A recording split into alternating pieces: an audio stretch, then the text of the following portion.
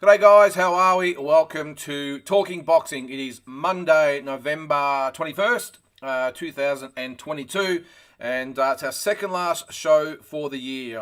Next Monday will be our last show for the year because I'm heading off for a little bit of a break before Christmas, so I won't be able to get back amongst it before then.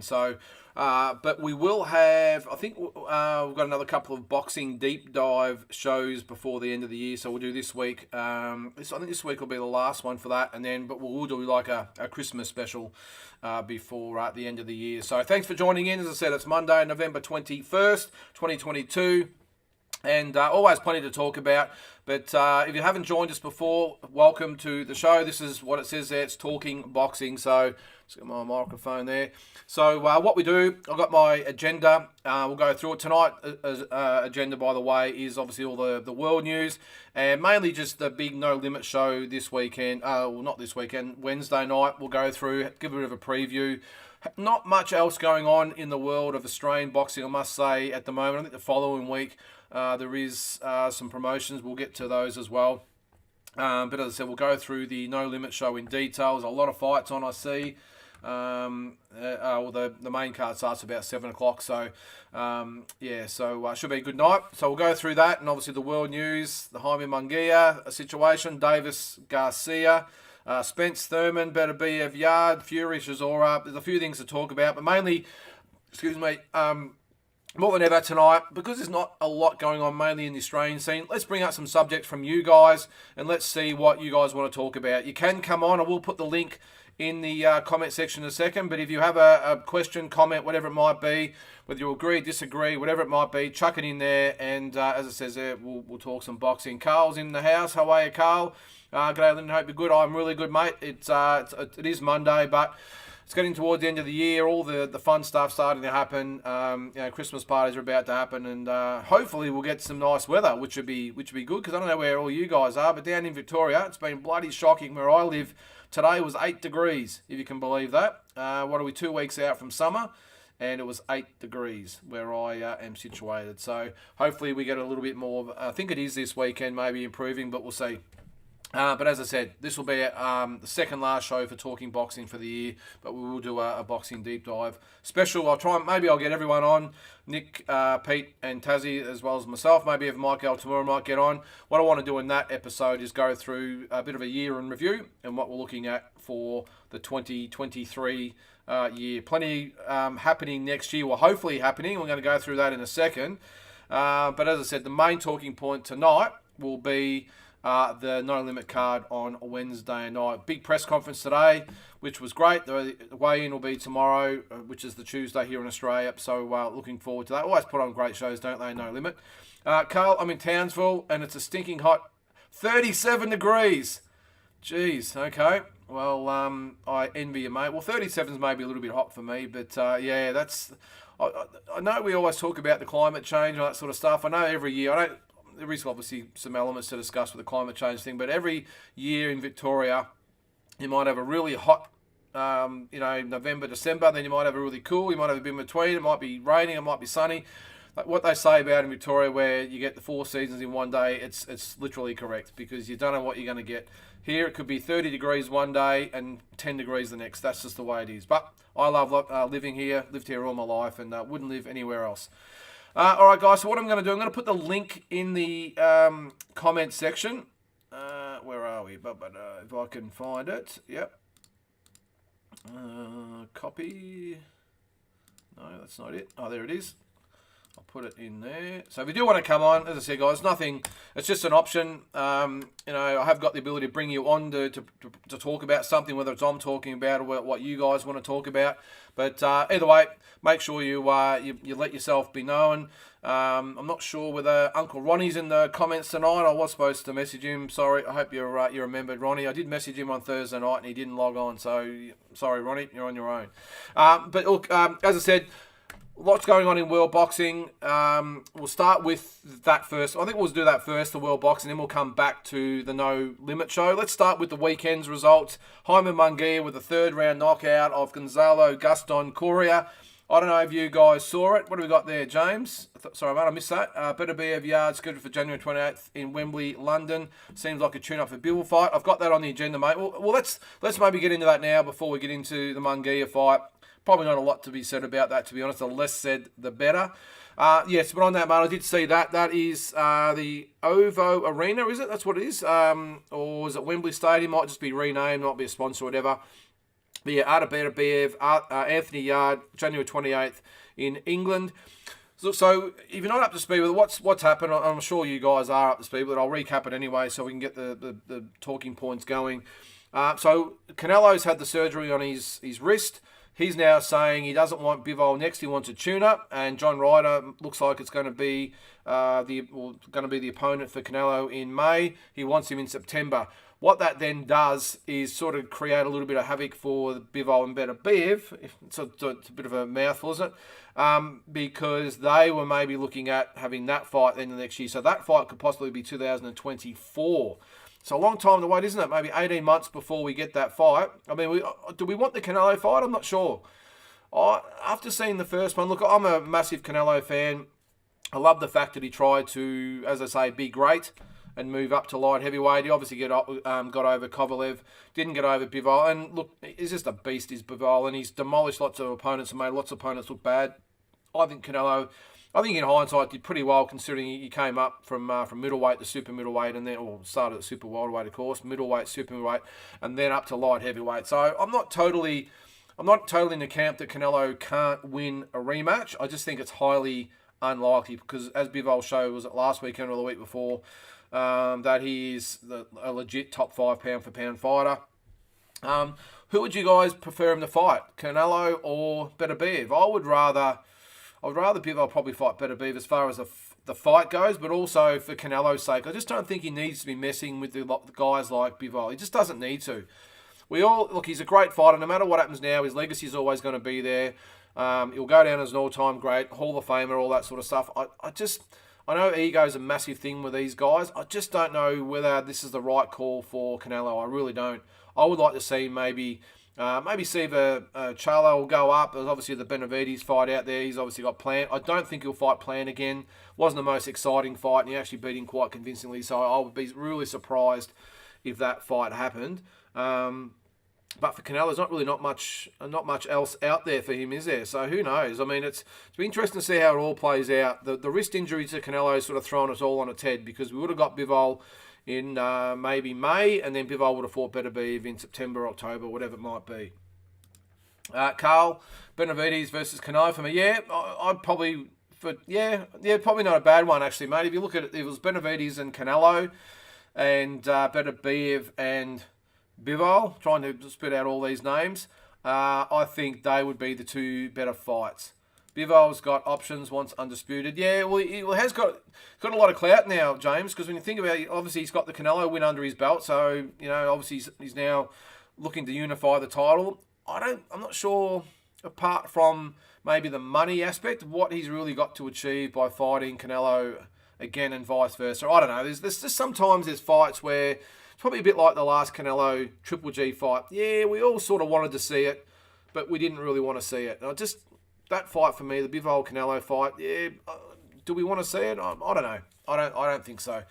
That's a really good option there was Carl. So I would think Benavides, Canelo, yep, great option, and maybe Bivol and Beterbiev, if I can keep spitting those names out.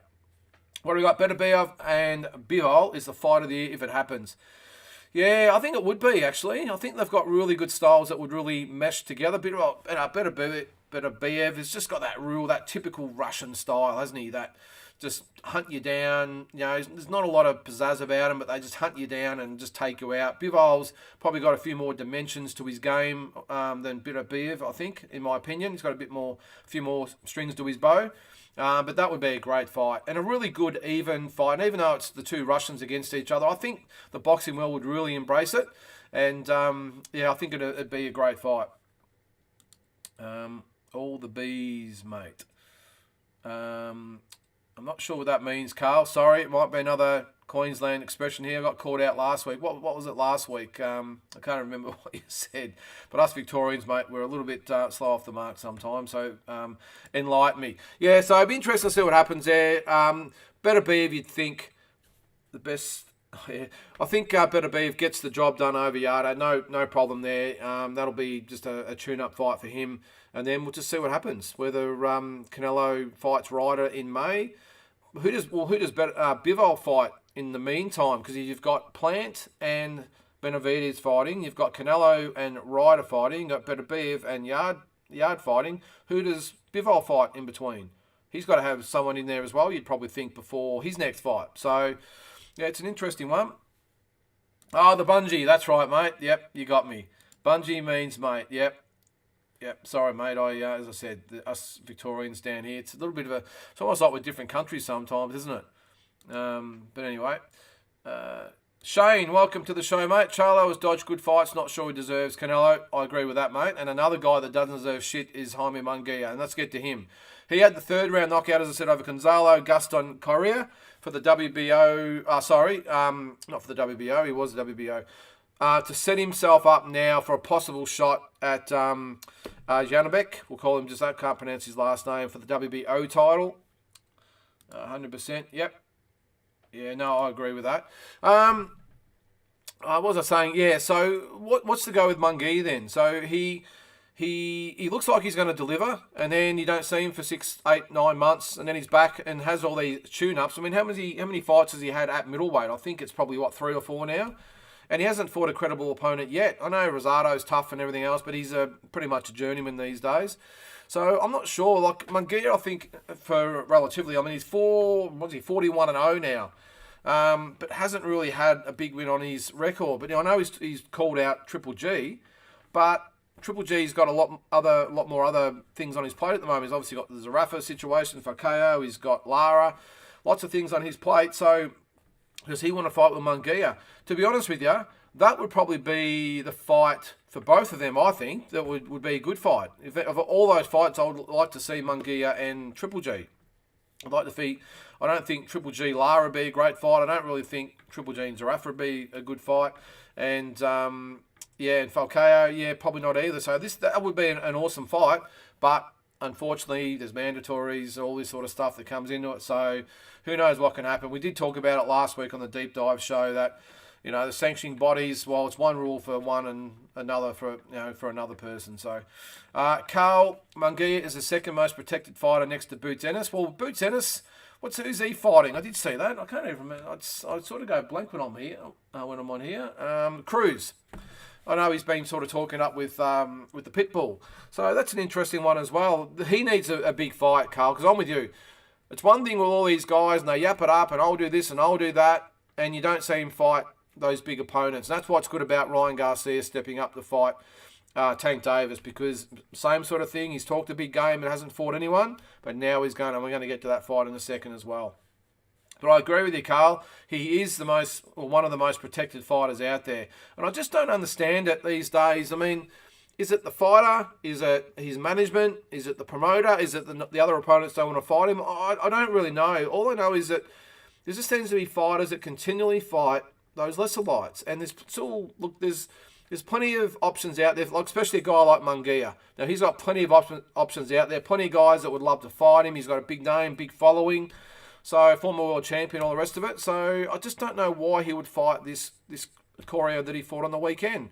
And he was knocked out by Janabek as well. So, I think that was even earlier, if I'm stand correct. But he got pulverised by him, and Janabek's not really a big puncher. So, yeah, I don't know. And you're right, Carl, the PBC blueprint, they seem to be the fly in the ointment at the moment. Everything, all the shit that goes down and all the problems that we're having in boxing all seems to relate to PBC.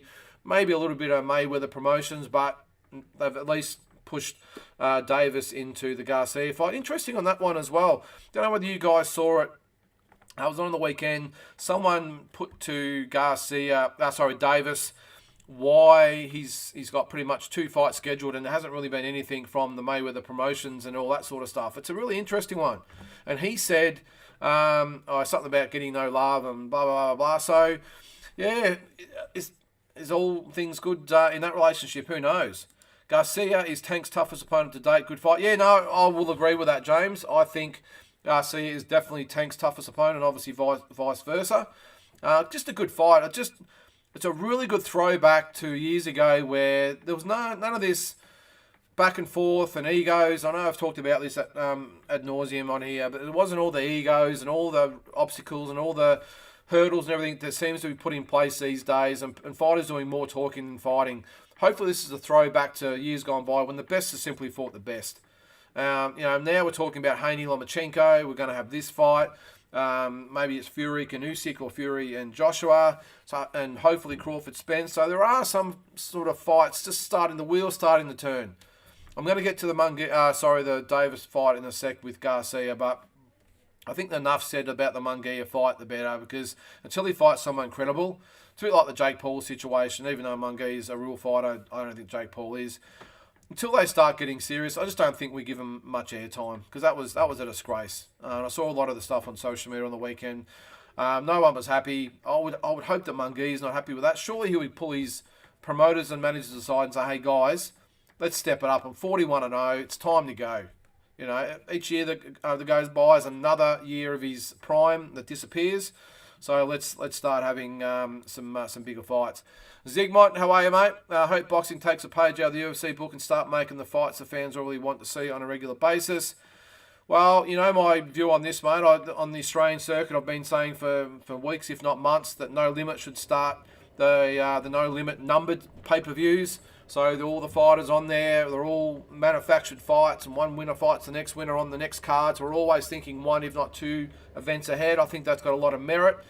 I don't see it happening in America, though, mate. Unfortunately, it's like everything in America. It's all ruled by politics and backdoor deals and all the rest of it that goes on. I just think, if anything, I hate to say it, boxing's going to get worse and worse and worse. I've just got a feeling the big fights are going to get even more rare or drawn out until they're later in the careers or getting on in years, like the Crawford Spence situation. Because unfortunately, there's too many greedy people out there, too many egotistical people out there, and I just don't see it getting any better. As I said, I just think it gets worse as we go on. I hope I'm wrong, but you just got to look at, in the last probably decade, there's not much happening. Probably not the last decade, probably the last 5 to 6 years. Just not a lot of big fights happening. From memory, the only sort of big fights I can remember, Triple G and Canelo, Fury Wilder. Help me out here, guys. I know we had Mayweather Pacquiao. That was 2015, 7.5 years ago. So, don't know. I hope I'm wrong. I always go on about it. That used to be big fights every month, and now it's like 1 or 2 a year. So anyway, we'll see what happens. Too many promoters is 100% right, Carl. Too many egos is probably the bigger thing. There's always been plenty of promoters and big promoters. Back in the day, of course, there was Don King, Bob Arum. Then De La Hoya come on board, and now PBC and Matchroom and all the rest of it. But I don't think it's any different to what it was years ago. But end of the day, what happened was say it's the Don King, Bob Arum era, was like they hated each other, but as they got down to business, they just got the job done. I've said this again, but they got into a room or whatever it was. There was no emails and all that back then, no Skype and all that sort of stuff. They had to sit in the room and get it done, and they got it done. Big fights in the past. Look at all those massive fights over the years, and they just got it done, even though a lot of them with rival promoters. So, but again, these days, everyone wants to cut of the pie, and what happens is it gets prolonged and prolonged and prolonged. No one wants to back down. No one wants to give or take. It's that they all want what they want, and they all think they're the biggest names in boxing and they're the draw card and they're the A side. And as a result, here we are. Well, the Spence Crawford thing's a classic example. Here we are, probably 5 years after it first got talked about, and it's not happening. So, Carl again, yep, I like the fight. If Ryan can take Tank's power, it's curtains for Tank. Ooh, okay, that's an interesting one. Look, I think Tank gets the job done. I wouldn't be surprised if Ryan... I wouldn't be surprised if he won, but I just think it's a big task for him. I think I said this on Thursday. I just think Tank, I think he can take his punches. I think he's shown he's got a good chin, although, look, anything can happen, obviously, in a fight. But I just think whatever Ryan Garcia tries to do, I just think Tank can out-punch him or out-box him, I think. But Stranger things have happened. The main thing is the fight happens, Carl. I don't give a shit who wins. Let's just have a great fight. Another one from Carl. Good to see the comments coming, mate. Mate, we're getting Fury Wilder 4, mate. I wouldn't be surprised again, mate. I'm with you. I see all roads leading to Fury Wilder 4. You can almost, it's almost like a car crash happening in slow motion. It's just coming and coming, and you just see it happening, and it will happen. You think Wilder will get past either Garcia or whoever he fights for the WBC belt. Fury will get past Chisora, of course. And then what happens then? If the Usyk fight doesn't happen, and I've still got a theory that I don't think Fury really wants to fight with Usyk. Not that he's not necessarily scared of him or anything like that. I just think it comes down to getting up for a fight. I think he's giving Chisora a payday, and it's a tune-up. That's a bit different, but I just don't think the Usyk fight excites Tyson Fury. I really don't. I think he wants to fight Joshua, which is why I put it on him. I think he'd fight Wilder again. I think he would. If Wilder wins that WBC belt, and the words start going again, I think they could fight again. I don't think it changes the result. Although, having said that, Wilder's he had Fury on the canvas 3 or 4 times now.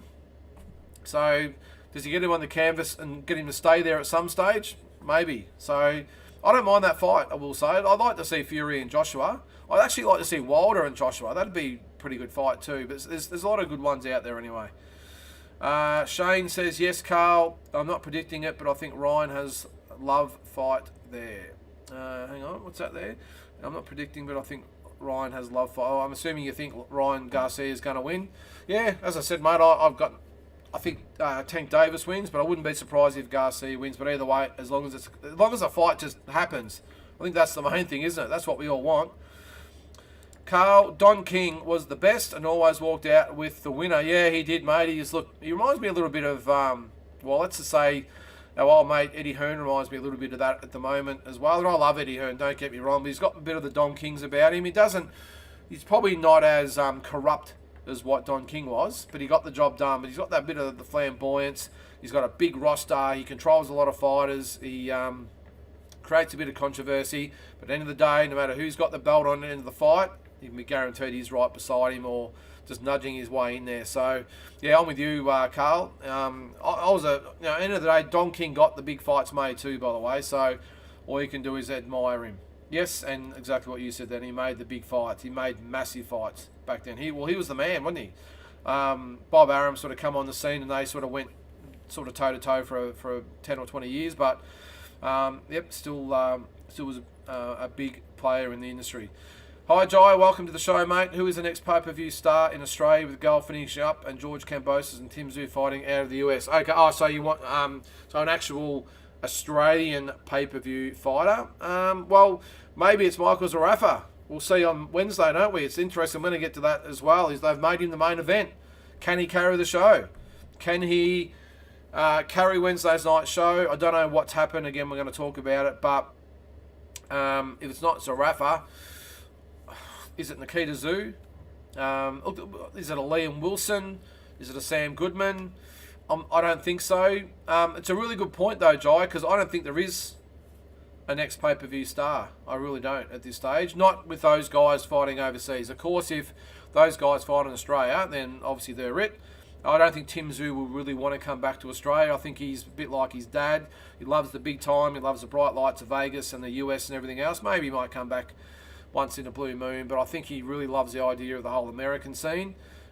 Big money to be made over there, of course. Kambosos, will he be back? Will he make another run at being a pay-per-view fighter? I hope I'm wrong, but I'm not sure. I'm really not sure whether George Kambosos can get back to that level. I really hope so. And I know Nick Noonan is out there going, what the hell are you talking about? He's obviously part of the camp, but if George Kambosos fights, let's just say he fights the number 10 or 12 in the world and it's in America, because I'm not sure he'll come back to Australia unless it's with a No Limit or one of those guys, or a DNL. Would people pay the $60 to watch him fight?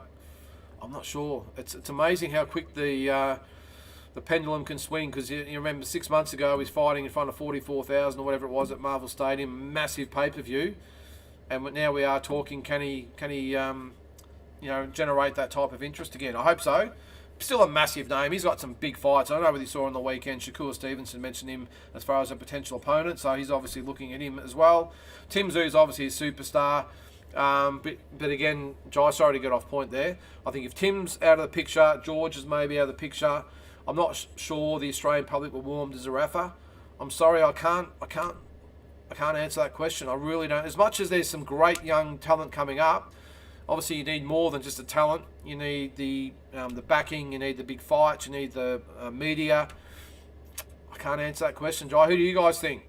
I think Liam Wilson, Sam Goodman, those types of guys, Nikita Tszyu maybe, definitely in the conversation. But are they enough to be a pay-per-view star? I'm not sure. And that's why, again, I'll go back to it. That's why I think rather than having one pay-per-view star, we have pay-per-view events. Now, a combination of WWE, what was it? The WrestleMania and the UFC shows where they promote events rather than just fighters. And what happens is you might get a superstar out of the shows that you're putting together, gets a bit of momentum, a bit of a following, and then you can maybe build them up to being the next pay-per-view star. But I've got to say at the moment, mate, I don't think there is a pay-per-view star. What have we got there? Sorry, I missed a couple. Eddie loves the camera herd. He certainly does, mate. I keep saying, Eddie, get out of the picture. All you can see is your buff head all the time and all the photos and all that sort of stuff. And what promoter actually conducts the press conference themselves? I've said this a couple of times. They have a press conference, but the press don't ask questions. It's Eddie Hearn and asks all the questions and probably hasn't worded up what to say. So, Carl, again, I've never met crazier fans and Deontay Wilder fans. Man, the next level. We get them going. The Bomb Squad. I love it. You know, gets them up and going. Look, again, I think Deontay Wilder is extremely limited as a fighter, but all he needs is that right hand. He's got the fans. Anyone he catches, he can knock out. So he's always entertaining. Shane, again, sorry, misspelt. Think Ryan has a live chance. Okay, not a love chance. Okay, now I get you. Larry, not entirely sure Ryan versus Tank happens. We will get to that now, I reckon, because that was on one of my points here as well. Tank has a tune-up fight with Hector Garcia in February. Wouldn't be surprised if he pulls out of his fight with Ryan with a wrist injury. Now, yes, I did see some comments over the weekend, Larry. It's a really good point because people saying let's not pat each other on the back just yet. One, because the fight hasn't officially been signed. It's been verbally agreed and they've announced it, and that's great, but the fight has not been signed on the dotted line. They both got tune-up fights in January. As you said, what was it? Davis is fighting Hector Luis Garcia, who's the WBA super featherweight champion, mind you, so he's not fighting just anyone. So that's on January 7th. Ryan Garcia said he will fight someone probably in January as well. Probably makes sense. So you got that hurdle. There's been a lot of things that's been talked about, but at the end of the day, nothing is actually signed in concrete. So I'm not sure we all get too excited just yet. I hope, it'd just be tragic if it didn't happen. Larry, I've got a feeling the fight does happen. I can't see it not happening. I know there's still a few things to get over, but even though there's those few little points we've got to get through, I think it happens. And even if there is an injury, maybe it happens mid-year or something like that. But I think the fight still happens. I think we've come too far. But it is unusual that you would get an announcement, but they've both got tune-up fights in the meantime. Yeah, I don't know how all that works, but Carl, yep, it is true. Larry, Justice Honey might be a decent heavyweight.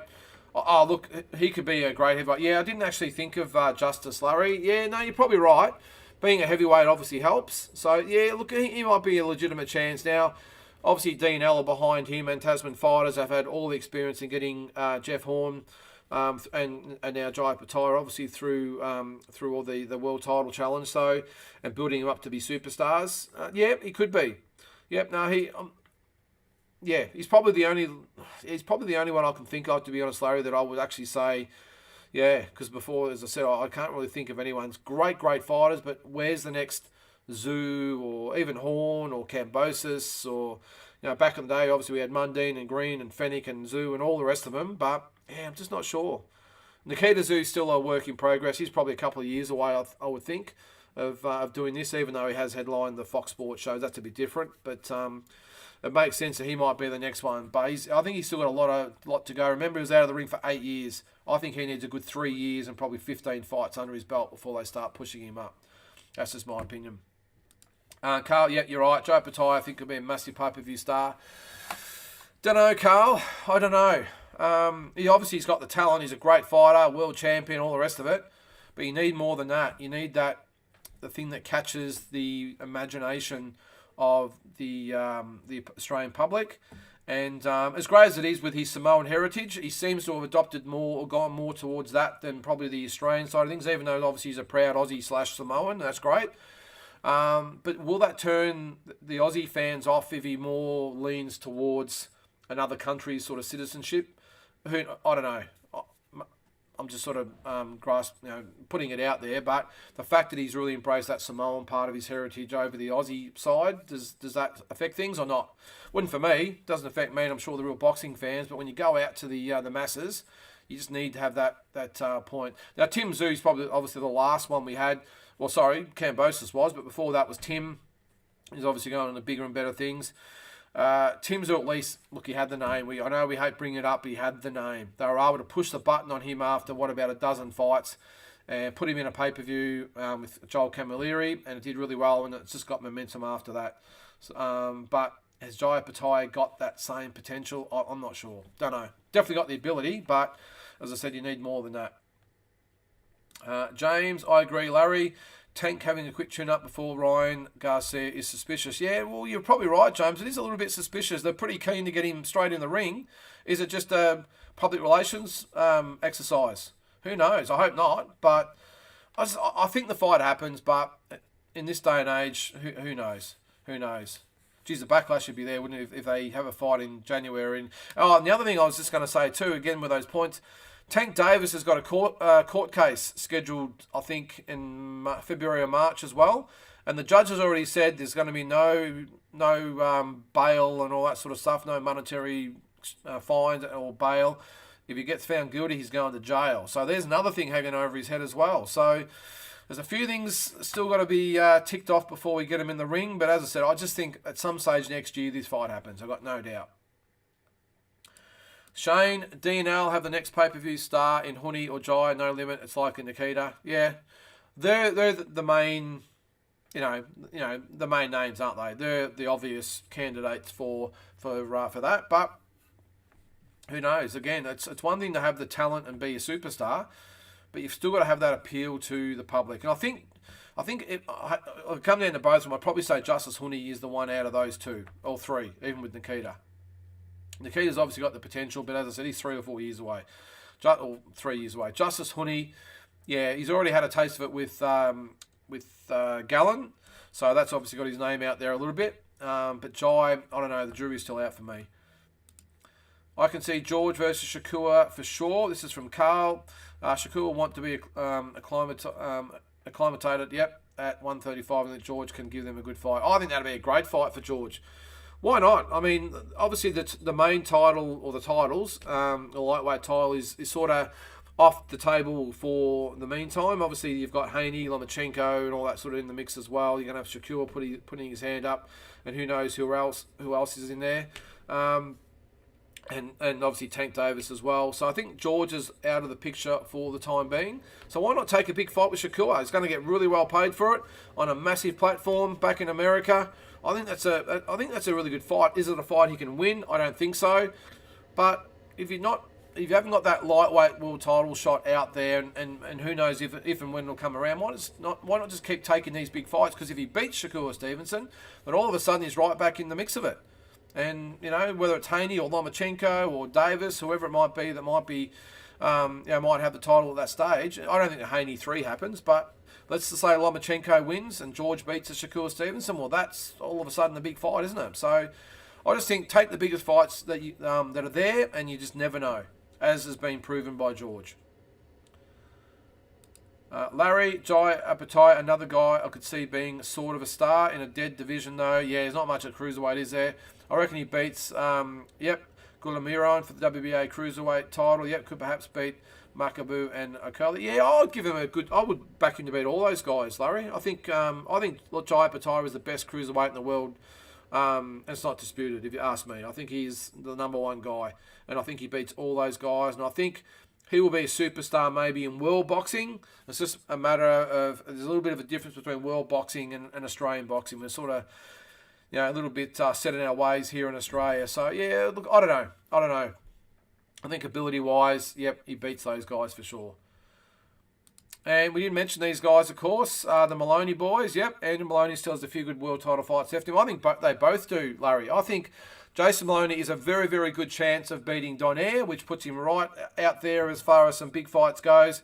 Andrew Maloney, well, the super flyweight division, it's there's so many great talents in there at the moment. So I agree. Whether they can be pay-per-view stars, though, Larry, that's the issue. I think ability-wise, no drama, and like we've always spoken about, so many great very, very good fighters in Australia at the moment that could fight for and win world titles. Just as pay-per-view stars, though, I'm just not sure. Having said that, though, George Kambosos, before he fought Lopez, was a complete unknown outside of the hardcore boxing fans in Australia, and all of a sudden he had a massive pay-per-view and 44,000 people at Marvel Stadium to watch him fight Haney. So it can be done. At this weight, though, I'm just not sure. Back in the days of Jeff Fennick, obviously Famo and Lionel Rose, all those guys, that was massive. But these days, it's almost like we don't really follow the lighter weights, which is a disgrace because they're probably some of the best fighters and have the best fights out there. So, I didn't think of this guy, Liam Paro, pay-per-view star. Yeah. You just don't know, do you, James? I mean, it depends on who they fight. Say if, let's just say Liam Paro fought Teofimo Lopez. That's a pretty easy sell in Australia, isn't it? Because Lopez is obviously known to boxing fans. Or if he fights a Garcia or a Tank Davis, of course. Probably more so Garcia because Davis would go back down to lightweight. Yeah, definitely got potential, mate. Yep, no, I won't argue with that. Carl agrees. I think if Liam Paro versus Teofimo Lopez happens and Liam wins, I think the sky's the limit for Liam, yeah. And I give him a really good chance of beating Lopez. Whether or not Lopez falls in the same trap he did against Kambosos and not taking him seriously is another issue, I suppose. But, look, Liam Paro is such a great talent. Can't wait to see him against that real world-class type of fighter, though. That's what I want to see him fight. I want to see him fight a Lopez or a Ryan Garcia or one of those, or obviously a Taylor or one of those types of guys. That's what I can't wait to see because I think he'll rise to the occasion. He's such a great fighter and probably needs to work a little bit on his public relations or public speaking, all that sort of stuff, and his media image, I suppose you'd say. But as a fighter, just an unbelievable talent. What's your opinion on tune-up fights, Lyndon? That's from Zygmunt. Yeah, look, I'm not against it, Zygmunt, as long as they're at the right time against the right opponent. Look, the Tyson Fury situation, a big tick. The Ryan Garcia and Tank, the timing. Why would you fight when they're going to fight? Was it in April? Surely these guys have had enough fights and been around long enough. They can hold out another 4 or 5 months and just get the big fight in there. They're both fought around the same time, I think, from memory. So they're going to have the same amount of time out. They're professionals. They've been in it for a while. So just go straight into it. But as I said, mate, I think tune-up fights are good at certain stages of careers. I think if a fighter has a bad loss or whatever it might be, then a tune-up's no drama. As in Tyson Fury is another thing as well. He's just treading water. He wants another fight, obviously, before the end of the year. He's treading water to one of those other guys are available. Obviously, Joshua didn't want it. Usyk didn't want it. Joe Joyce is probably a little bit too dangerous, I would have thought. That could throw a real spanner in the works. So, yeah, I'm all for it, Zygmunt. Back in the days, we've spoken about on the shows many times, all the best fighters in the world, they would have a world title fight and they'd sneak in a non-title fight. Then they'd have a world title fight, then sneak in a non-title fight. Not as much money around, obviously, back in those days. They had to fight a bit more regularly. But I'm all for it if need be. Say, for instance, if a Jamal Charlo, the middleweight Charlo, who hasn't fought for 17 or 18 months, if he suddenly had the potential of fighting Munguia or Golovkin or one of those guys, I think he would sneak in a tune-up fight. But as long as, like, you look at the Davis fight, that's a real risky fight, fighting a world champion in a tune-up fight.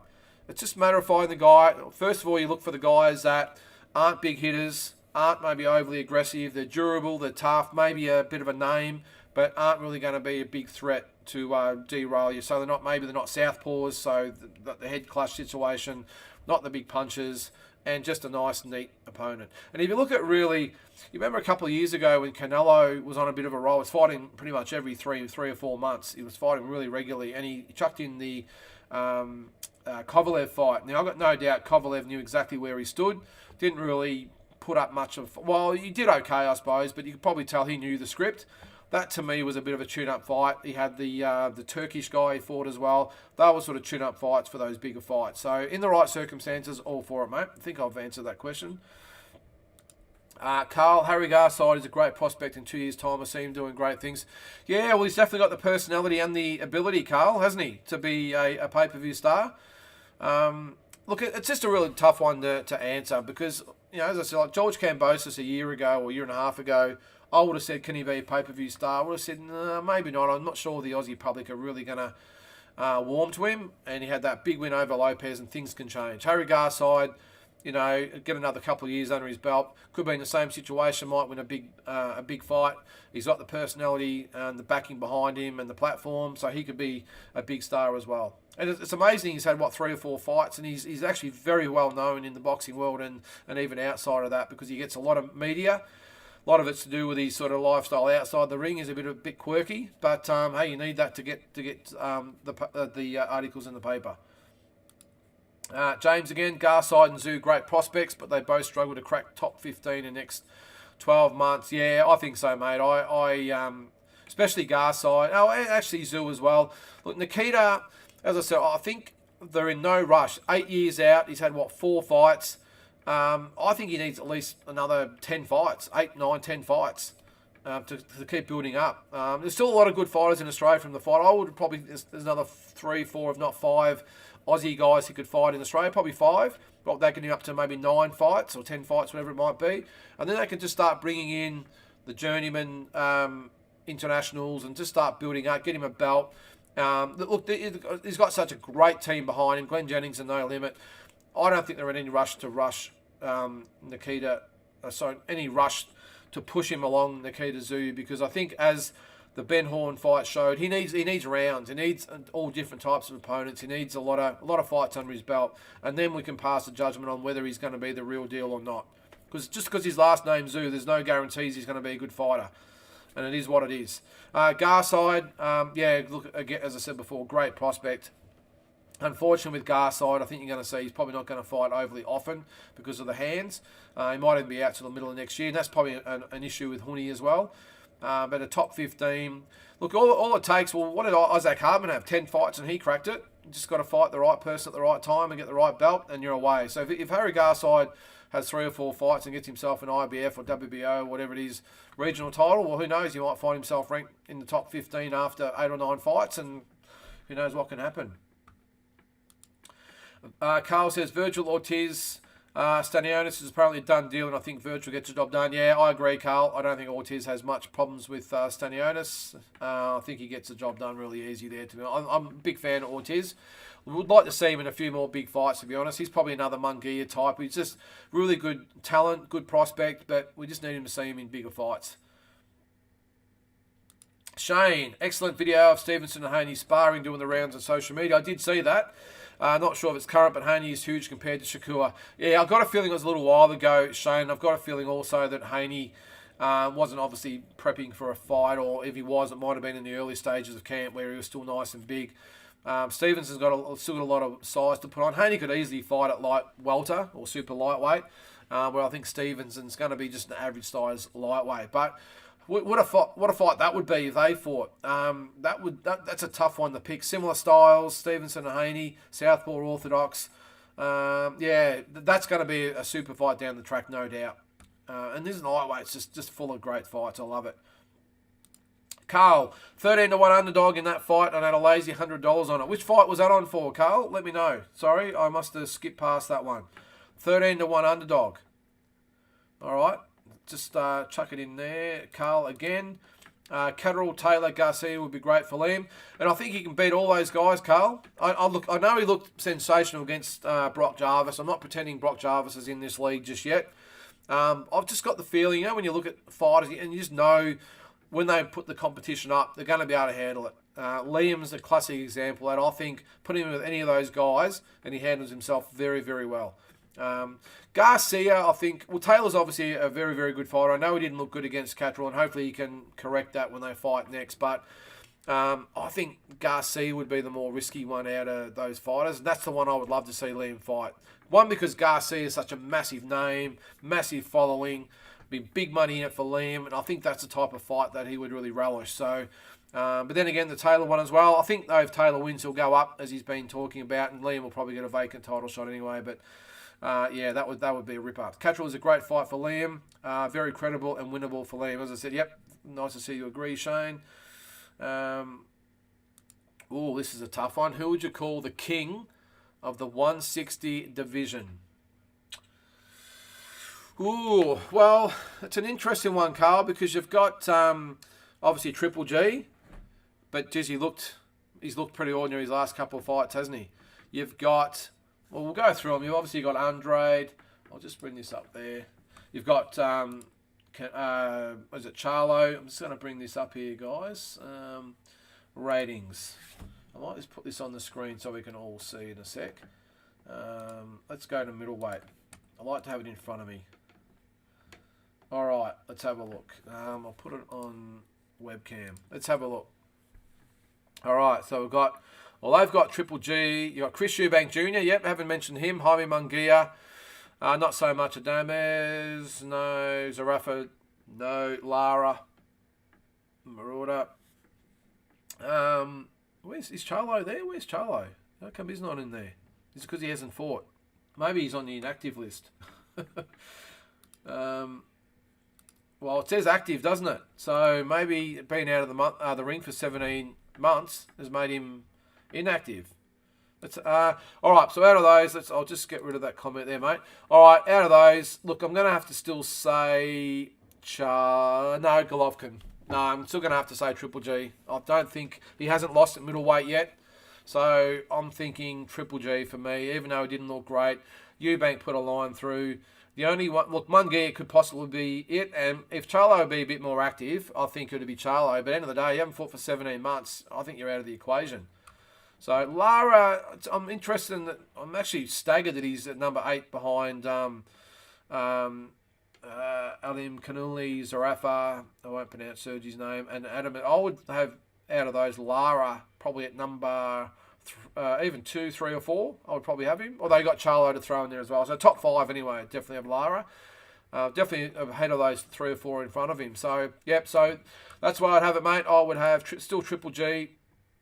And probably Charlo number 2, probably Munguia 3. I know we've got Andrade and that in there. I don't know. Who do you guys think? Let me know. We'll go back to there.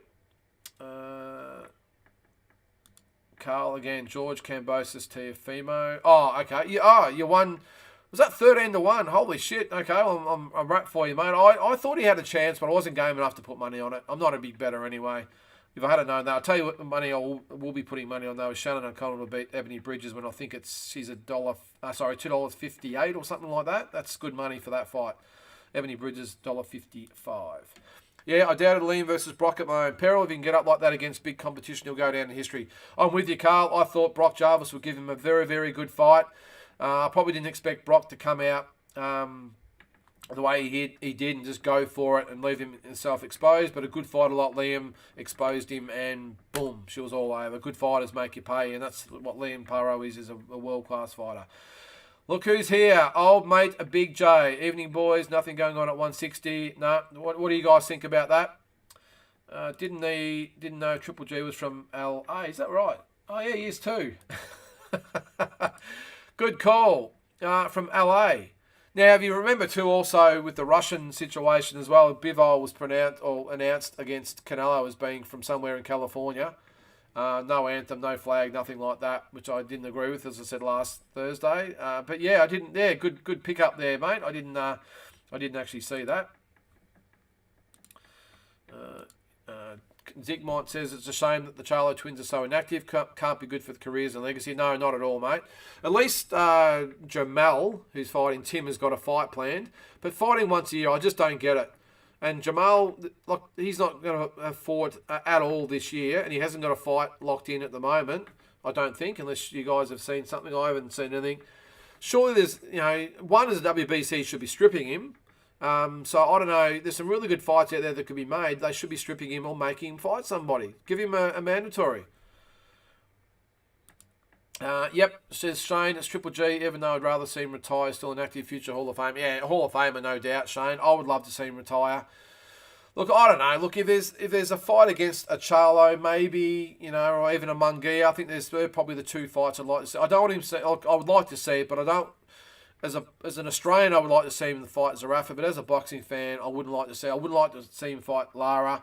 I wouldn't like to see him fight, a couple others there, but who else was it? And Andre. Maybe Eubank might be entertaining because he could take it to England, of course.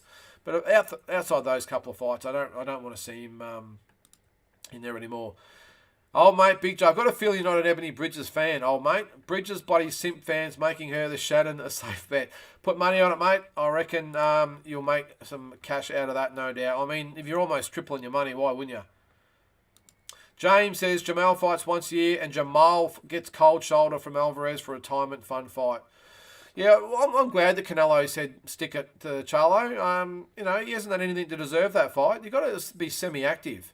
And I think it'd be a dangerous fight for Alvarez, of course, for Canelo. But, look, I'm not sure. Maybe Alvarez mightn't have an option but to fight Charlo. But there's still some good fights out there for Triple G for sure. Mate, BLK Prime have got to be taking the piss. I don't have an undercard and the fight is 5 weeks out. Yeah, I did. I was looking on BoxRec for that, Carl. I noticed that myself. So, yeah, well, was it you? Someone been talking the BLK Prime up a lot with they're going to be great for boxing, but if they haven't got an undercard 5 weeks out, well, what's the use? 3 weeks, is it? I thought it was 5 myself, so it's only 3. Okay. Maybe they've got it and they haven't announced it. Maybe they don't rate the undercard, or maybe they haven't got a good one and they're focusing on the main event. Who knows? I don't know. I just give up with those guys. Some other international stuff there. What do we got? So Errol Spence, Keith Thurman is looking like December 17th, which will be a really good fight. I know they're talking that up that it's going to be a big money earner and they're going to hit 1 million pay-per-view buys. I'm not sure. What do you guys think? I'm not sure. Maybe 3 or 4 years ago, but I'm not sure that's a big fight these days. I think they're still pretty big names, but yeah, I'm not sure that will be as big as they probably think. So what do you guys think of that? Who wins? December 17th, Spence Thurman. And I think, is it Crawford's December 10th, I think, isn't it? So, yeah, some big fights coming up to end the year out. Of course, we've got Estrada and Chocolatito. How good's that one going to be? Can't wait for that one. That's December 3, of course, Ebony and Shannon. Massive fight. Of course, Wednesday we'll get to in a sec as well. The other fight coming up too. Are you guys looking forward to it? I mentioned it before. Tyson Fury, Derek Chisora. What do we think? I'm not looking forward to it all. I will not be buying the pay-per-view. I can tell you that right here and now. I'll wait until the next week and watch it on. Well, I'll watch the highlights probably later that day. But I just think Fury boxes him for 7 or 8 rounds and then puts him out of his misery in 8 or 9 rounds. That's what I think. Yeah, another good fight. Yep, is that how you pronounce Prograis and Zepeda? Yeah, that hasn't really had a lot of attention either, has it? But that's another ripper. As is, what do you say? Spence dog walks Thurman. Yeah, I just think Thurman's he's done. I think as a top line fighter. Look, anything can happen, I suppose. But yeah, I don't think anyone cares. Spence Thurman consolation prize. I'll tell you what though, old mate Big J, I would prefer Spence Thurman over the Crawford fight with Avanasian or whatever his name is. I would really prefer that any day. I won't be watching the Crawford fight. I will watch this one though. It'll probably be pay-per-view, probably $30 here in Australia. So, or is it DAZN? I don't think it's DAZN, is it? It would be. Oh, it's PBC, so it'll be on main event. I would think for $30. I would say. Boots Ennis needs a big fight. Yep, we mentioned him before. 30 fights and still nothing of substance. Talks up a bit though, Carl, doesn't he? Him and his dad. So far they fought nobody. And how long can you be a prospect or a potential superstar? You can't. So, and Mungui's a classic example as well. Them two are in the same boat. Massive potential. Some big fights that could be made if they just put the hand up and said, I want to fight a big name opponent. But neither one of them has. And Munguia, just like Ennis, they just keep fighting those tune-up fights, and here we are. He's had 30 fights. Munguia's had 41. Still hasn't beaten anyone of note. So, yeah, I don't know. So I think that's it for the international news, guys, unless you've got something else you want to talk about. But, yeah, getting back to the Prograis and Zepeda fight. Can't wait for that either, Carl. That will be a ripper. James says Benavidez and Plant. Yep, that will be a really good fight. I think, what do you guys think? I think Benavidez gets the win. I think it won't be easy. Benavidez can be seen sometimes as a bit of a plotter. Just tends to sort of stand his ground and let punches go in without sort of, as I say, working the way in. Plant is a really good boxer, good range, good distance, good footwork. I think he'll give Benavidez some trouble, but I still see Benavidez getting the win, probably on points, I would say. Fury is a dosser. Won't fight Usyk or AJ. Geez, you've turned old, mate. Fury, we all love Fury. But I've just got to say, I won't say he's a dosser, mate, but look, yeah, I must admit my admiration, or whatever you want to call it, for Fury has faded a little bit. A lot of it with his antics with he's fighting this guy, he's not fighting this guy. He's put it out of the ultimatums to fight Joshua. And especially fighting Chisora. A massive step backwards for me. It's just a fight he just didn't need to take, and he has. So he's lost a little bit of respect in my eyes. I understand sometimes you haven't got a lot of choice. You've just got to fight someone that would have Chisora in the background, and they would have said, look, if we can't get him, or him, then we're going to fight. I don't like the fight though, mate. I won't be watching it. Avanesian ducked Ortiz, yep. If Virgil beats Stanionis, he's the mandatory for Bud Crawford. Yeah, so, because Stanionis is the interim champion, isn't he? So he's the mandatory for Crawford now. No, hang on. Stanionis is the WBA interim, isn't he? So if Virgil beats him, he'll be the mandatory for Bud. Yeah, I think so. Or is he the mandatory for for Spence? I would have thought he'd be the mandatory for Spence, but who knows? Let's just hope that both Crawford and Spence get through these next fights, and there'll be none of this who fights who. It'll just be on for maybe May or June next year. Let's just go. Because if Canelo fights in England for Cinco de Mayo, which is the first week of May, wouldn't it be great? There's always, I sort of go every year to to Vegas for the Cinco de Mayo weekend. How good would it be to have Crawford and Spence fill that void and get the MGM or T-Mobile Arena for Cinco de Mayo? I think it'd be great, and let Canelo fight in England that same weekend, just obviously on a different card. I used to be a fan of Fury, but he's like Tank. Yeah, mate, I agree. I think Tim has a great chance against Jamal. People think I'm nuts, but I think he's got a chance. No, I think so too, Carl. I'm with you. Look, let's not beat around the bush. It's a massive task for Tim. Has he had the fights under his belt to win the title? Who knows? But I think as far as when are you going to be ready? Well, now's the time. He's got his opportunity, and it has been talk, we'll take another 1 or 2 fights. Why? You're the mandatory challenger. Take the fight. It's there. You've earned it. Take it, and let's go. I think he's a massive chance. As I said, it's a huge ask for him. But as Aussies have shown over the years, you can put him in a massive fight on a massive stage, and they can come to the party. And I can't wait. Can't wait to be over there to see it. And I think I agree with you, mate. I think he is a massive chance. Actually, what was that there from Jay? Virgil #1 WBO under Bud. Okay, all right. So if he beats Stanionis, who's the WBA mandatory, I think is he, or the interim champion, whatever, then whatever. But as I said, Jay, let's hope that it doesn't even matter, that they both get past the next fight and they fight, and then we won't even be having this conversation. Oh, Spence Crawford won't happen, in my opinion, says Carl. It'll snow in Townsville before that fight happens. Yeah, look, I hate to say you might be right, Carl. And wouldn't that just that would alienate so many fans. It would alienate just so many. They've put up with all this shit over the years. The Pacquiao Mayweather situation and a few others. So that would be the icing on the cake. I hope you're on, Carl. I really do, but I'm sorry. I've almost got to agree with you. I'd be surprised if it does happen. And whoever said before about Garcia and Davis isn't far off the mark either. James Daly says, Carl, yep, he agrees. It's a great fight. Zoo by majority decision. I like it. James, let's hope you are right. Oh, mate, what have we got there? He says, Carl, Charlo and Zoo, 70-30 in favour of Charlo. If Zoo can get through the first 2 rounds and not get KO'd, he's a chance. Yeah, look, I've got to sort of agree with you, old mate. Tim has sort of shown that he can be a little bit vulnerable early in fights, and his dad was a little bit the same. They probably takes him 3 or 4 rounds to really get in the groove. I think Charlo, I'm just putting it out. I think Charlo comes out hard. I think he comes out. I think he's almost offended that Tim's in the ring with him. I don't like the fact that he's had so much conversation about Tim over the last couple of years. I think he's going to come out hard and try and put Tim away early. Obviously, you would have seen what happened with the Gorchet fight, and I think he tries to really put it on Tim. And I'm with you, mate, old mate. If he can get through the first 2 or 3 rounds and settle into the fight, then I think as the rounds go on, he gets better and more comfortable and picks it up. We know he's obviously very well conditioned.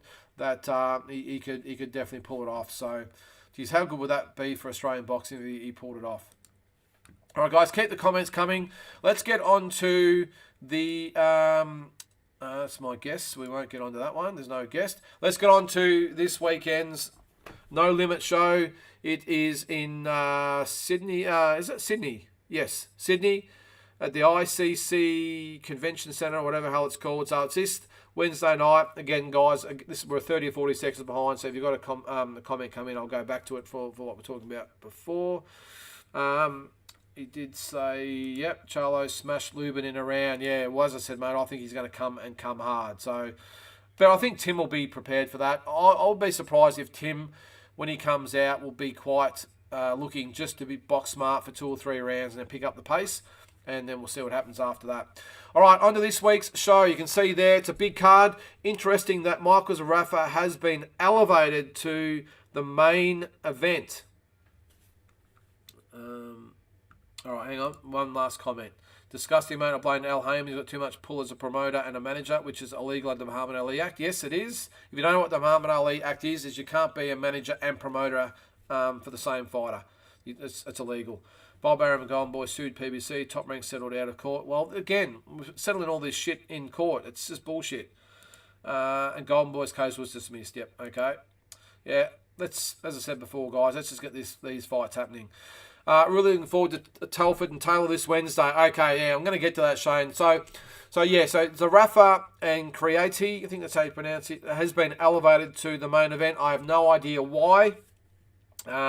Maybe it's been in the wings for the whole build-up. Maybe in the background they've promoted the whole thing as the Gallen, and Hodges show, and with every intention to maybe switch at the last minute. I don't know, but it doesn't really seem to be a reason why, because at the end of the day, Gallen and Hodges, whether we like it or not, are the sellers of the event. They're the ones that have been front and center and on the posters and all the build up. I know Zerafa's had a bit of media attention as well, but why they would do it in fight week, I don't know. And there wasn't really a reason given that I saw by George Rose, just to say that that it was going to happen.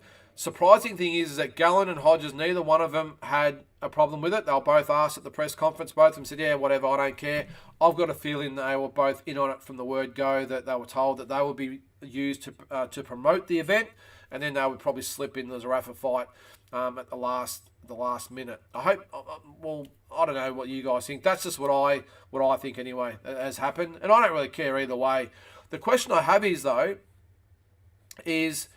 although, look, let's face it, we've talked about it, whether you agree with it or not, Zerafa is not the most popular Australian fighter. Are there people that maybe have been sitting on the fence that have said, I'm just going to take that comment down there, Shane. Are there people out there that have been sitting on the fence about whether to buy the show or not? Now this has happened, say, well, now I'm definitely not buying it if Zerafa's going to be the main event. And I've been on here being vocal, saying I think he's been really roughly treated, and I think it's time it stops. But at the end of the day, I'm just a minority. A lot of people, a lot of fans still hold a grudge against Michael Zerafa. They don't like him for whatever reason it might be, whether it be the Tim Tszyu thing or the way he talks or the way he carries himself or the fact he can fight. I don't know. And I did say last Thursday night, I didn't really like the ad that they put on main event with him. I think that really probably made life even a little bit harder for him. I think it almost come across him saying, well, you just don't like me because I'm good and I've beaten such and such. I didn't like it. I think if you watched on Thursday, you would have seen me say that I really would have liked just a more user-friendly advertising campaign in the build-up to this, just to improve his image. Maybe the focus on the nice things. Maybe get him talking up his opponent or talking up Tim and saying how much he loves Aussie fans. He can't wait to win the title and bring the belt back and that sort of stuff. But I think that the way they painted him is almost like, well, you just don't like me because I'm good, or I've upset Timmy or whatever it might be. So I don't know. What do you guys think? Old mate, No Limit gearing up Zerafa as a backup plan for Zoo if he loses to Charlo. I've said that as well, mate. I've been pretty vocal about that as well. People said, why the hell would they sign Zerafa after what he did? Mate, it's all business, as I'm sure you understand. With the whole thing, they've signed Michael Zerafa. Obviously, adds to put him on the card. It makes the card even more appealing. They've got the insurance plan that even if he loses his world title fight, maybe depending on what happens with Tim, it's still probably the biggest, or one of the top 2 or 3 biggest fights in Australian boxing, probably the biggest if you ask me. So they've got the fallback on. If they happen to both win, then what a fight that would be. And even if Tim happens to lose and Zerafa wins, then he goes up to middleweight and we've got a fight. There's always contingency plans going, but with Zerafa, why not sign him? It's probably not costing them anything. I don't think he'd be on massive coin, so it's really a no-brainer for No Limit to say, hey, let's let bygones be bygones. Main event, and Foxtel will be looking and saying, okay, well, he served his penance. And I'm sure No Limit would have put the case to him to say, hey, in not 6 months, but in 12 months' time, this could be a massive fight for Australian boxing. We get them both under our umbrella. We control everything that happens, and we could have a monumental, biggest fight probably since Australian fight, since Green Mundine, when you think about it. So it all happens for a reason. So I'm not surprised at all that No Limit said to Michael Zerafa, hey, let's smoke the peace pipe and let's get things going. So, but as you say there, mate, old mate, Big J, there's always plans in place for the worst case scenario. Hopefully we get Tim wins, Zerafa wins, and we've got a monster fight this time next year, or even maybe mid next year, for a massive pay-per-view in Australia. How funny was it when Gull got a phone call from Tim Zoo and told Michael Zerafa, are you sure you'll turn up? It's an interesting one. I did see that. Now, do you reckon there's been sort of talks either side? Did Gal do that off his own bat to create a bit of hype? Was he told by No Limit to do it? Because I got a feeling I don't think it was Tim Zoo. Tim Zoo's on his way to training camp. I don't think he really is interested in the card. Obviously he's a No Limit fighter, so obviously he wants to wish them the best. I don't know whether he'll probably go, I suppose. But when is he heading off? The 28th, so he's still here. So I've got a feeling No Limit would have put Gallen up to that. Just, again, get people talking about what might happen down the track and just keep the fires sort of burning as far as that goes. But it was pretty funny. I think Zerafa handled it really well again. I think he handled the last episode good when Ben Damon was lucky not to wear a left hook when he said, are you going to turn up? I think it was just done in jest. And look, maybe even Zerafa knew about it. Who knows? But again, there's always a little bit of the theatrics behind it. I think No Limit would have worded Gallen up. And as I said, maybe they worded Zerafa up as well. They were going to do it. If not, I thought Zerafa handled it really, really well and just sort of played it off. I did see too, though, that Gallen and Zerafa were doing the open workout on the weekend, and they're all best mates and doing the shadow boxing together. It sort of turned a little bit in the press conference, didn't it? You had Gallen with this prank here, and then you had Zerafa who said, it's I'm the main event. It's good because enough focus on the boxing, the footy brawl or whatever the hell they called it. So I think he handled it really well anyway. So that was just my opinion. I do wonder, says Jay, if a house full of footy heads may walk out after Gallen. Well, that's the danger, isn't it? I think it will happen. We saw it with the Dennis Hogan fight in Newcastle with Nikita Zoo. Nikita Zoo was a semi-main event. After his fight, they all walked out. I felt so bad for Dennis Hogan. It didn't really worry No Limit, of course, because Nikita was technically the main event. I've got a feeling they will walk out. I'm not sure how many people they get in this ICC centre. I know it might be 4, 5, 6,000. I wouldn't be surprised if half of them empty out after that. But then again, maybe a lot of them will hang around in the hope they might see Zerafa gets knocked out. Who knows? That's just the way these things happen. There's no way Zerafa's getting knocked out, by the way. This creator's had 1 knockout in 9 fights, I think it is. And 8 wins out of 9 fights. So he's not getting knocked out. I see Zerafa winning probably by 6th, 7th, 8th round stoppage, I would think. I think Creati's awkward enough to hang in there. obviously got some ability as well. I think Zarafa just, goes through the motions for a few rounds. I think he will get frustrated by Creative style, but gets him out of there in 7 or 8 rounds. Old mate agrees. Yep, exactly. They'll walk out. Well, you guys probably know the Sydney market better than what I would, the rugby league market. I got no idea what they're like. So, I don't know. I think there'll be a few that might hang around, but maybe. I don't think it's going to be the most exciting fight. I really don't.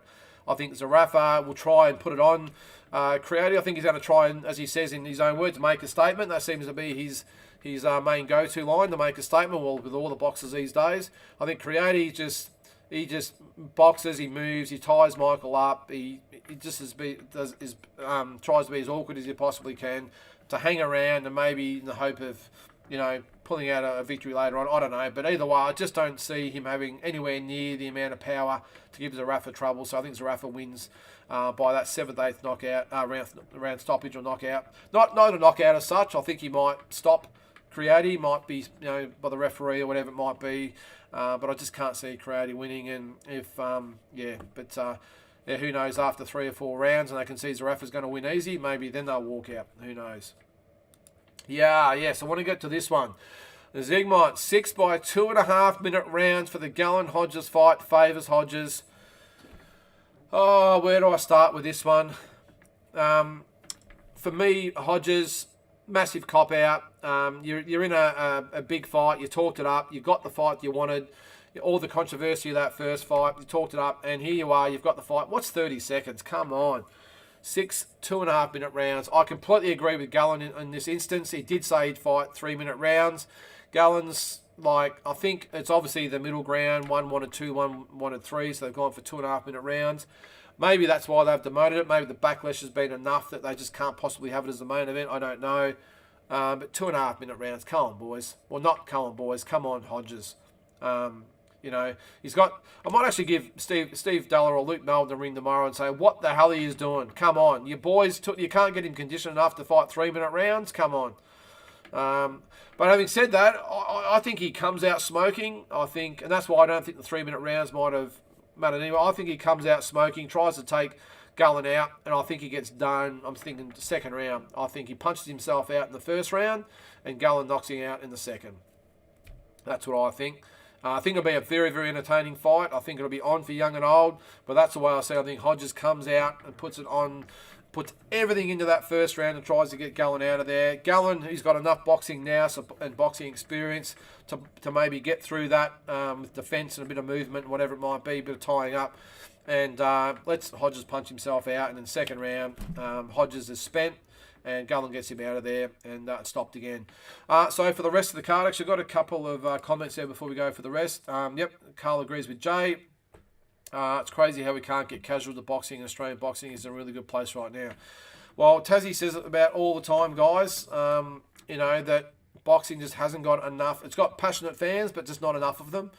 And when you need a boxing event, a football event or a YouTube event, whatever it might be, to get people watching it, it shows we've still got a few issues. And boxing, as we discussed, has never been more healthier as far as Australian boxing at the moment. So it's just a shame.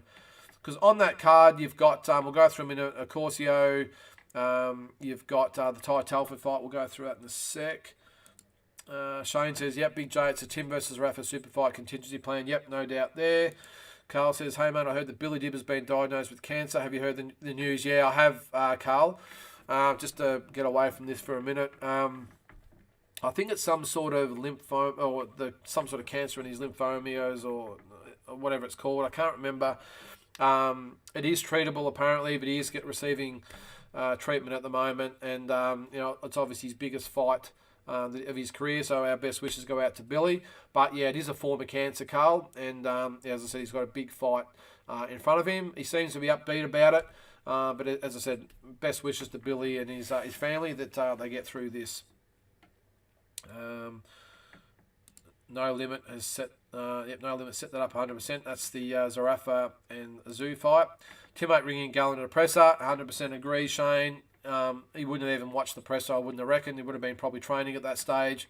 And as I said before, I've just got a feeling. I don't think Gallen would really care enough about that to put that to do that. I think the Rose brothers put him up to that, just to chuck this in there, just so people start talking about it as well.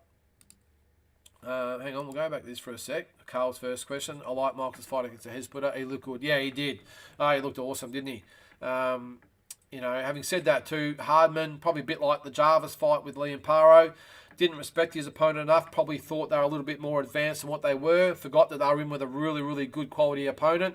Isaac come out, tried to knock Zerafa out. Zerafa played it so good, just boxed smart, didn't really get engaged with anything, bounced off the ropes, covered up, clinched, just did what he had to do to get a bit of a look at Hardman. And the second round, boom, left hook, and then it was all over after. And Michael Zerafa is a very, very good finisher. He's actually very underrated. He did look good, mate. So on to that one. Hey, mate, do you rate Paulo Akuso? Yes, I do. He's the next Jai Patai for me. Very similar style. He is a superstar in the making. I don't really like the fact, well, maybe it's up to him, trying to rush him a bit too early. One thing actually I will say, I know it's off topic here, Paulo, if you're watching this, mate, when you're at the press conference and you've got that big microphone right in your face, can you maybe get rid of the chewing gum? Because all I could hear was you going the whole way through. It was very annoying. So maybe it's my OCD getting the best of me, but just don't do it. Get the chewing gum out and speak, correctly. As a fighter, mate, I think he's the next superstar. Again, not so much the pay-per-view as what we talked about before, because lots of things that have to happen. But I think as a talent, he is the next Jai Patai, and I've got no doubt he will be, at least fight for a world title down the track. He can fight, a serious fighter. He sort of, to me, is a bit of a combination of Jai Patai and Liam Paro. Obviously, the southpaws. He's got the Jai Patai style, but he's got that explosive power that Liam Paro has as well, and his speed and everything else. So I think he's going to be a sensational fighter. Is Akuso? Yep, Carl, 2.5. Yes, you're right. 2.5 minute rounds. Wow is the word. Was it wow you said there, or was it? Oh, yeah, okay, yeah. Good way for a prospect to build his resume, have 2 fights in one night. Yeah. Hopefully we never see that again. Shane, it's a big card, but plenty of stoppage type fights. The crowd will be full of gas and hang on around to watch Public Enemy #1. Yeah, that's what I said, mate. I think they will, at least initially, they'll hang around to see him, maybe boo him and all the rest of it. They'll probably watch the fight. It won't be an exciting fight, and they might walk out after booing Zerafa and having the say. Let's hope Zerafa just goes over the top and he doesn't sort of take it in too much. He'll be expecting boos, of course, but especially beating Sydney. It's Tim's hometown, but let's hope they at least give him a few cheers. We'll see. James says, sorry to hear. Billy took a photo of me and Hussein Hussein in 2006 at the Zoo Boxing Academy. Okay. They were judges with Sako Bika for a Tim Zoo fight. All gentlemen too. Yeah, he is. I've only met Billy the once. Obviously, I know Hussey really well. I went to the Olympics with him in '96. But Billy, I've only met him the once. It was at the gym in Yarraville in Melbourne. It's now called Pursuit Boxing. Lim Jacker's changed the name to Pursuit. So if you're in Melbourne, get there. One of the best gyms in Melbourne, Pursuit Boxing in Yarraville. Free plug for Lim. And Tassie Brown, he's there as well. But yeah, he was training there for, can't remember what fight it was, but just such a really, really lovely guy. We've had him on the Deep Dive show before for an interview before. Might have been the Jacob NG fight, and just a true gentleman. All the best wishes goes out to Billy, who has been a great fighter for us over the years and former world champion, obviously. Paul Hodges says, Shane can't even throw a right hand. He looks like an old thoroughbred trying to ice skate the poor fella. Well, that's why he's got 1 round to make it happen, Shane. He's got 1 round, in my opinion. He's going to go out there and let him go. And my suspicion is, as I said before, Paul Gallen, enough experience now just to go with the flow. Don't get too involved. He'll wait for him to gas out, and then he'll just put him away. Simple as that. 2 rounds, maybe 3 if he's lucky, but I'm saying two rounds for Gallen. Carl says, yep, Shane like Bambi on ice. Yeah, look, I'm sure Luke Melton and Steve Della up there at Fortitude have done the best they can with him, but at the end of the day, he's a very, very late starter. There's only so much you can do. There's no use tightening him up too much. I think all they can really do is make him semi-defensive, make his punches a little bit neater, and that's all. Because at the end of the day, he's going to go out there, he's going to do what he's going to do. So, yeah, I just hope for his sake he remembers to put the hands up when when he's punching, because he tends to put the chin up in the air and let him go, and Gallen's got enough experience now that he's going to nail him. Carl again, I do like this card. No Limit are really getting the job done. Congratulations to the Rose boys. Yeah, I agree, Carl, and I think there's been a lot of negative press or not negative comments on social media about this. Unfair. People saying, why the hell would you pay for this? The rest of that card, I've said this numerous times, I'm not into the rugby stuff at all. But the card itself, if that wasn't part of it, I would probably pay the $60 anyway. You look at the card there, we'll go through them. So you got Zarafa and Creati. You've heard me say that. I think Zarafa wears him down. Creati is awkward and defensive and ties Michael up and is very, very negative, I would probably think. And Zarafa has to work really hard just to get him out of there in 7 or 8 rounds, or worst case, a decision win. Is it 10 rounds? I'm assuming it's 10, or might even be 8. I'm assuming it'd have to be 10. It doesn't actually say there. But either way, late round stoppage or decision win for Zarafa. Gallen with the second round stoppage of Hodges. Akuso, I haven't seen this Zagara fight. It's for the interim WBA Oceania Light Heavyweight title. Good to see Paulo Akuso is getting a regional belt this early in his career. What's he had, 2 or 3 fights, I think it is. But yeah, good to see he's fighting a good fighter like that at the moment. Because actually we'll go to the schedule. We'll bring that up in a sec. So Zagara is 35-8-1. Akuso's only had the 2 fights, so for 2 he's 2-0. Just getting back to Zarafa, he's 30-4, so 30 wins, 4 losses. Creati is 8-0 with 1 knockout. That's why I don't see him troubling him at all. Another one from Carl. Really appreciate the comments there, guys. Keep them coming, mate. I really don't like watching retired rugby league players boxing, but it seems like a must-do in the Australian scene. Well, I'll tell you what, the way I'm seeing this, Carl, as I said before, I would buy this event if that fight wasn't part of it. And that's why, again, I've been really vocal on, I don't think the Rose boys or No Limit need the football rugby net. I think they've worked hard enough to have a name and a brand that they can really promote. They don't need the footy fights. I reckon if they promoted this fight as a No Limit, let's just say the Gallen and Hodges weren't part of it, it could be No Limit 1. Let's just call it No Limit 1. Again, getting back to my numbers thing, they wouldn't have a massive, so they wouldn't probably get as many pay-per-views for starters, but they wouldn't need it. That main event's probably going to cost them $500,000. I'm probably thinking in purses and everything. It might even be more. So they'd have to do the sums. Okay, we have less pay-per-views, but have a hell of a lot less expenses, and start to build the platform of the No Limit 1, 2, 3, 4, and 5 and upwards. I think the card's strong enough to go with it. If they just focus on Zarafa, Akuso, Telford, Mazudia, just start building those names up and getting them out there as being not just the undercard fighters, but promoting them up as being the names of the card. So the fight fans out there go, oh, I've never heard of a Telford, but shit, okay. Or a Mazudia, Wade Ryan, of course. Akuso, start building them up, their own brands now, along with the No Limit brand as they go. And just, they might have half as many views as what they would normally get. But again, as I said, probably half as many as expenses as well. And just start building that platform of No Limit 1. Here we go. And we've got the Michael Zarafa headlining No Limit 1. And what a great undercard we've got with Akuso and Telford and Mazudia and Dargan and all these guys on the undercard. So that's just my opinion. What have we got there? It's a 10-rounder for Zarafa. Okay, mate. Thanks for that. Me too, mate. I'm buying it. Yep. Don't be afraid to buy it, guys, because for $60, look, let's face it. If you're going to go to the fights, a ticket up in the bleachers are probably going to cost you a couple of $100 to go. So for $60 to sit at home and watch a really, really good night of fights. And even, as I said, the Gallen and Hodges fight, that's going to be a very, very entertaining fight. I see it as one of the undercard fights, but it's still going to be a ripper. While it lasts, it'll go nuts. Rice, how are you, mate? Rose boys have NRL background is why they have their NRL guys on. Yeah, I understand that, Ross, but surely there's that standalone, because you've got to remember, when they first started, the whole events they did were rugby cards. That's what the whole card was, and that's how Gallen started. When he fought, who's the guy with the finger up the bum? What was his name? Hopawade. That's how I know him, being an AFL man, of course. But that's how he started, and that's how they got the brand going. That's how they started.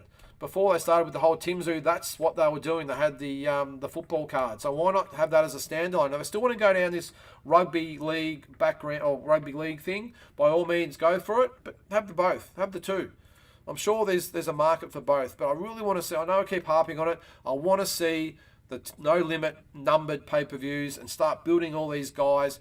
And pushing all these stars. I mean, I haven't even mentioned Liam Wilson and Sam Goodman and Shannon O'Connell and all these fighters that they could have that they could be pushing as far as putting their name out there. As I said, Goodman, O'Connell, Wilson, really putting their names up there in lights. So the casual fans out there watching the Foxtel or whatever it is, saying, "Oh, okay, all right, yep, I'm going to buy this card." That's how the UFC have done it.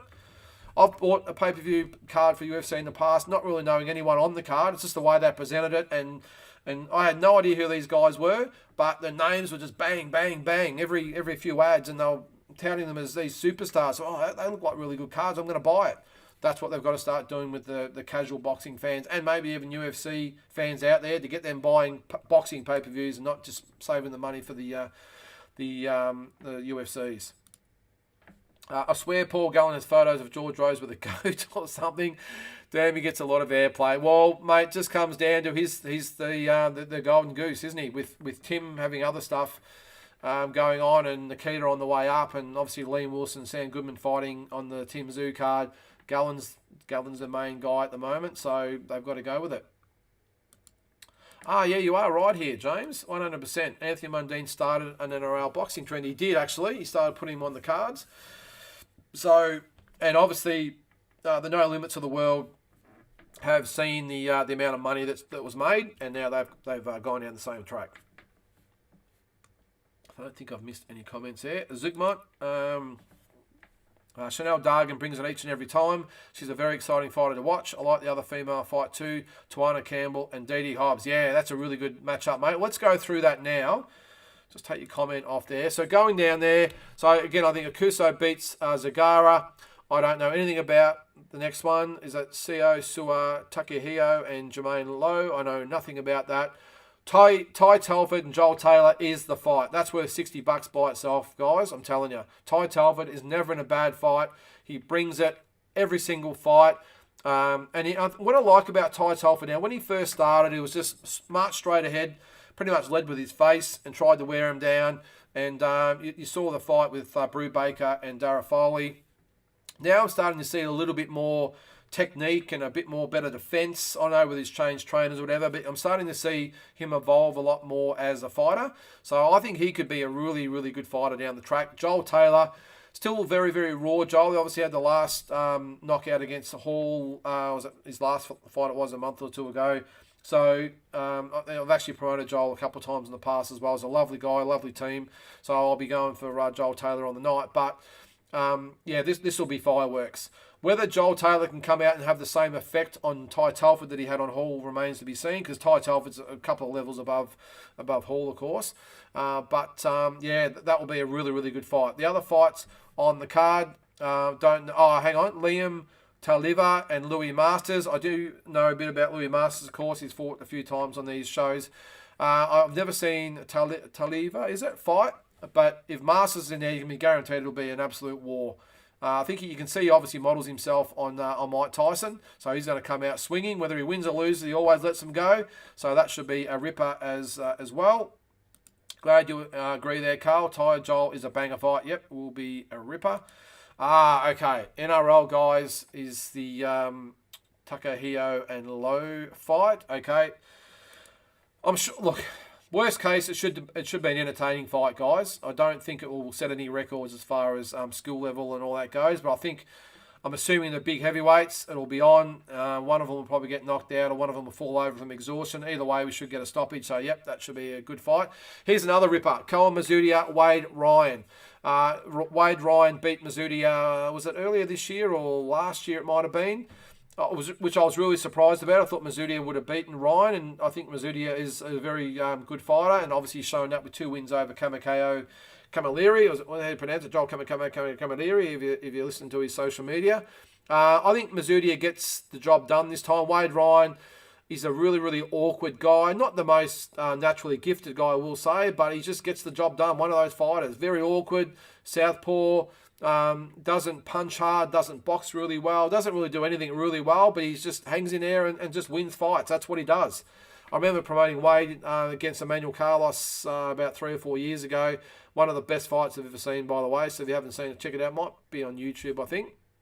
But I think that'll be a real entertaining fight. I think Mazudia has learnt a lot since that fight. I think he said that himself at the press conference. And I think he beats Wade Ryan in a close decision. I think it will be close, but I think he gets a job done this time.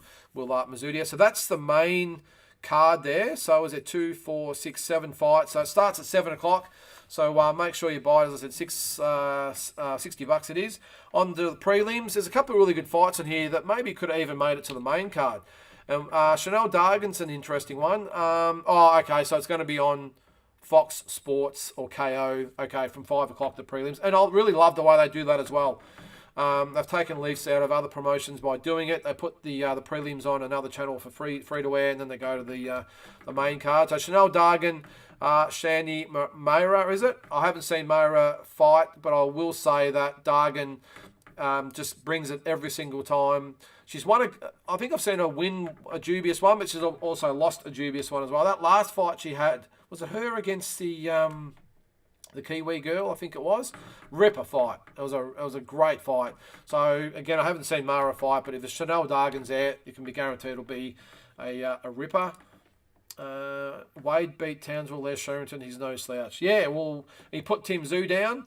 The Carlos fight was an even fight. Who else did he? Obviously, he fought Dennis Hogan, got beaten that one, but never in a bad fight. He's just one of those really tough, awkward guys. He's a spoiler, but he just wins fights. At the end of the day, it doesn't matter how good you look, you got to win, and that's what he does. Jay, play drinking game, take a shot every time. Wade Ryan thanks Gunnar Dow. Yeah, he does. Gunnar, is that how you pronounce it? Is it Gunny Dow? Is that how you pronounce it? That's his hometown. Yeah, he does. Like, it's good to see. You can tell he's obviously. I don't know where that is. I'm assuming it's somewhere in outback New South Wales. I love the way he talks. I love the way he's just that country boy. No frills at all is Wade Ryan, but he's a very, very likable guy, and I think again he'll be it'll be another good fight. But obviously he loves his community, loves his sponsors, and all the rest of it. So, but geez, mate, if you're going to have a drink every time he says that or thanks them, then you're going to be pretty pissed by the end of the night, I would probably think. Carl, yep, great idea having the free fights in the prelims.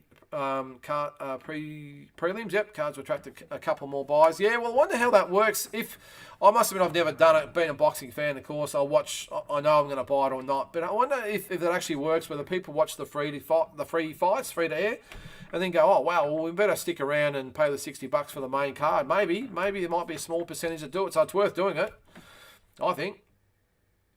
Yeah, well, one of a kind that lady is. Yeah, no, he's definitely a country bumpkin, is Wade Ryan, but that's what's so good about him. All right, so on to the rest of the card. I don't know anything about. Is it Saluka Favita and Bryce Jones? I'm assuming is that another rugby fight? I didn't see the press conference today. They had Bryce Jones there, I think it was. So I'm not sure. Tommy Brown, Jorge Capin. Tommy Brown has had more comebacks than Johnny Farnham, so we'll see what happens there. Look, I think if you hear him talk, he just wants a win to go out with. I don't think you'll see him hang around after this one. He hasn't had the best results in his farewell fights. I think he just wants to get a win and then he'll be gone. PBC started on YouTube about 2 years ago. Yeah, I thought it was ESPN, but yeah, it must have been PBC, Carl, because one of them started. And look, it's a great segue into it. And if you're a real boxing nut, then you can sit there all day. It's great. This is the fight that I thought might have even made it to the main card. Maybe because she's not over well known, or both those girls aren't really well known to the masses. Well known in boxing circles. That's Tawana Campbell and Deanna Dee Hobbs. I really like this fight. I was really impressed with Campbell on the last No Limit show. They did the Festival of Fights, whatever they called it. And Dee Hobbs has fought for the world title twice, and she can fight. So I'm really looking forward to that one. I'm not sure. Now, going through that one, that's a 5-rounder, that one. So, so that will be a ripper. And then the other one is George Peterson, Gary Phillips, who I know nothing about. Let's go to BoxRec, maybe have a look at the records while we go then. So Dargan 1-1-1, but every fight's been good. Okay, Miro's 9-4. Just looking here. 4-2, so debut. George Peterson. Okay, yep, don't really know much about them. So you can see there, DD Hobbs 10-2. Tawana Campbell 3-0. Where's the other? Now, is this fight off? Is that Hussein and Pingu? Is that fight off? Let's go back to the poster. Just fill me in, guys. Oh, okay, there you go. Daniel and Bryce are NRL lads. Okay. Right. I'm missing something there. That Benjamin Hussein and Michael Pingu aren't on the poster. So that fight must be off. And I'm just looking at Jermaine. So maybe there's some fights on here that just simply didn't make the poster. There's too many of them. Because on YouTube, BoxRep, there's 1, 2, 3, 4, 5, 6, 7, 8, 9, 10, 11, 12, 13 fights. And on the poster is 2, 4, 6, 7, 8, 9, 10, 11, 12. So that fight must have been cancelled. Which is a shame because I think didn't he have to pull out of his last fight? I can't remember. So anyway, that's the full card there, guys. Just one other thing too. Happy birthday also to Brock Jarvis, who turned 25 today. So best of luck to Brock. He's a great young guy, and I'm sure he'll be back. It's right at the bottom. Oh, sorry. There you go. First fight, 4:30. Thanks, Ross. You helped me out a lot tonight, mate. You're picking up the stuff I'm missing. All right. So first fight. Why is that at first fight at 4:30? How many rounds is it? It's an 8-rounder. So that's an 8-rounder that's first. Peterson and who's the other guy? Peterson and Phillips is 4. Tawana Campbell and DD Hobbs is 5. Tommy Brown and Jorge Capine is 6. Saluka, Favita and Jones. Where's that? Is that even on there? What's his name? Daniel. Oh, yep. So that's 4. And then you got Dargan and Mendry is 4. Mazudia and Wade Ryan is 8. Talifa and Masters, I'm assuming, is 4. Yep. Telford and Joel Taylor is 10. That's for the Australian welterweight title. So pay your $60 because it's worth that. Who else is there? So we've got Tekaliho and Lowe, I'm assuming, is 4. Yep, that's 4. Akuso and Zagara, I'm assuming, is 10. It is. And then the main event is 10 as well. And Gallen and Hodges, of course, is 6. 2.5-minute round. So there you go. Hussein was a heavy favourite in that fight too. Oh, okay. So Hussein got knocked out in the shocker. Oh, he did too. That's what I'm trying. I'm trying to think his last fight. Lockie Higgins, he did too. He got upset. Yeah, he wasn't supposed to lose that one, Hussein. So yeah, that was a big shock. That one was. And Lockie Higgins, he lost his last fight after that. So yeah, there you go. So that's it there, guys. If you haven't got any more questions, I think that's about it for tonight. I think we've covered everything. Make sure you watch it. 7 o'clock on main event. You can see there, if you're not going to watch the main event, at least start at 5 o'clock to watch the prelims. Look, that's probably a good couple of hours of good boxing anyway for free if you don't want to pay the $60. I'm sure there'll be some illegals out there. I can't probably say that, of course, on here, but look out for that. But yeah, I'm looking forward to that fight card on Wednesday night, and I have no hesitation spending the $60 if you're a little bit up in the air. So that's about it there, guys. I think there's no more comments coming through. Make sure you watch on Thursday. It'll be the Boxing Deep Dive show again, just to fill in again. Next week is the last Talking Boxing for the year. Carl, yes, for sure, mate. Jump on next week. Yep, 100%. Let's hope this stream. And by the way, guys, I didn't put any video up this week because if you watched on Friday night.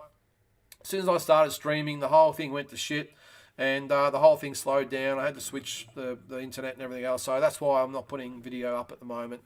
I was going to put some press conference stuff up, but anyway. But for all means, mate, come on next week. That's what it's there for. Hopefully, up where you are is. The internet's pretty good, but either way, we'll work it out. Yeah, it's even better to come on. Anything you want to talk about, obviously we can talk about this show and anything else that, again, you guys want to discuss. So thanks again, and make sure you watch again on Thursday night Talking Boxing, and next week, Boxing Deep Dive. Next Monday is the last Talking Boxing, and then we'll do a one wrap sort of show before Christmas in between sort of in between Christmas week, I suppose we'll do it. So, all good, guys. See you then, and thanks again for tuning in.